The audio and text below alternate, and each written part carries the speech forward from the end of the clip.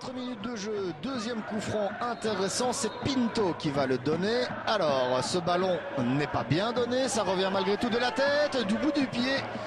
Il y avait un joueur, Louviérois, prêt à mettre la pression, mais ça n'a rien donné. Urbain était là.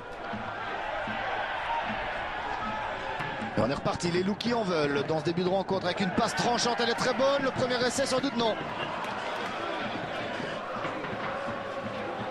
2-3 minutes de pressing des loups.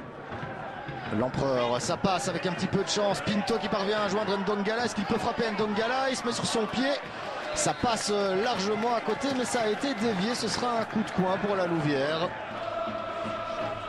C'est l'Empereur qui va donner ce coup de coin. On le joue à deux avec Ndongala. La remise Ndongala était pas mal du tout. Ouais, personne pour toucher ça. Ça vient mourir juste à côté du poteau droit de Urbain.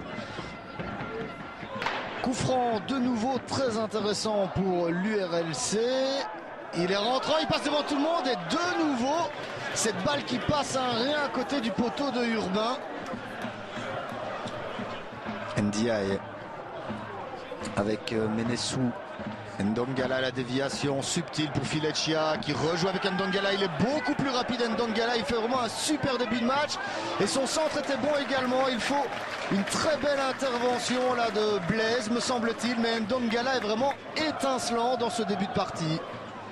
Alors Ndongala, il aurait peut-être pu rejouer avec Bombard. Il préfère y aller seul et écarter ça sur la gauche pour Grisé. C'est pas mal fait du tout. Grisé, le petit crochet, est-ce qu'il peut frapper Grisé? Oui. Et directement sur Urbain. La voilà, la première frappe cadrée du match. 23 minutes de jeu quand même. Encore un coup de coin pour la Louvière et Pinto pour le donner. Est-ce qu'on peut mettre une tête? Oui, Fileccia, mais ça manque cruellement de puissance. Alors, Ndongala qui donne cette balle à Fileccia. Il a évité la sortie de Urbain. Dommage, ça passe juste devant le but. De nouveau à la base de l'action, à Ndongala qui voit juste et qui joue précis. Et alors là, Fileccia qui ne pouvait pas faire grand-chose d'autre pour redresser ce ballon. Très très belle occasion des loups. Et on est parti dans l'autre sens maintenant, c'est contré.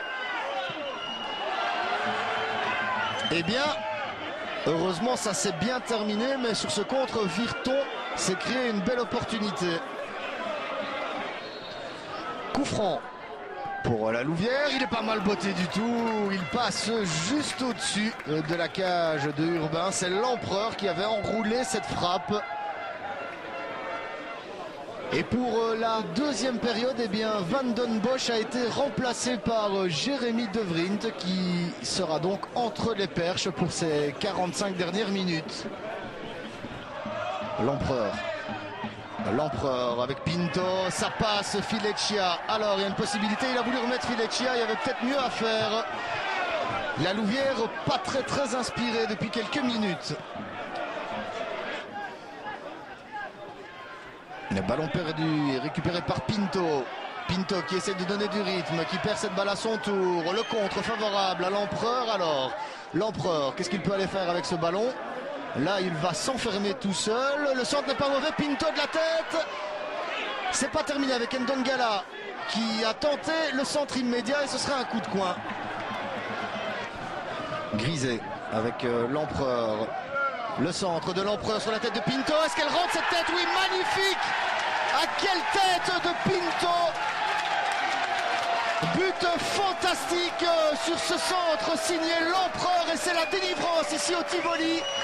Les loups qui mènent au score alors qu'il reste 13 minutes à jouer dans cette partie. Fileccia. Jordan, la passe pour Fileccia, est-ce qu'il peut y aller? Et c'est une remise du pied, oui. Et ça, c'est un coup franc. C'est un coup franc. Et ça va être joué avec la frappe qui ne rentre pas. C'est Guino, je pense, qui a tenté ça. Ça passe à côté. Ça a été dévié. Alors, El Kanchaf derrière. Attention, elle n'était pas bonne cette passe d'El Kanchaf. Guino maintenant pour intervenir, il lance Fileccia, il n'y a pas de hors-jeu, est-ce que ça va être le 2-0? Fileccia, oui! Il ne reste plus que 40 secondes dans cette rencontre. Fileccia qui va crucifier Urbain avec l'ouverture de Guino. Et Fileccia qui a bien pris son temps pour ajuster Urbain. 2-0, rien à dire. Avec un match de retard à disputer, le championnat et la course au titre sont bel et bien relancés.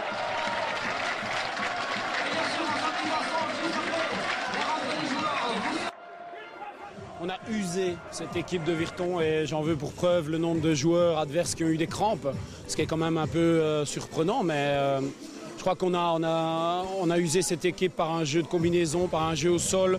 Première mi-temps, on pouvait déjà mener à la marque, je pense, mais en deuxième mi-temps, on a su être patient, on a attendu, on ne s'est pas précipité non plus au niveau des changements et je crois que la confiance qu'on a gardée aux joueurs qui étaient sur le terrain était payante puisque Terence Pinto est récompensé de son très bon match par cette tête.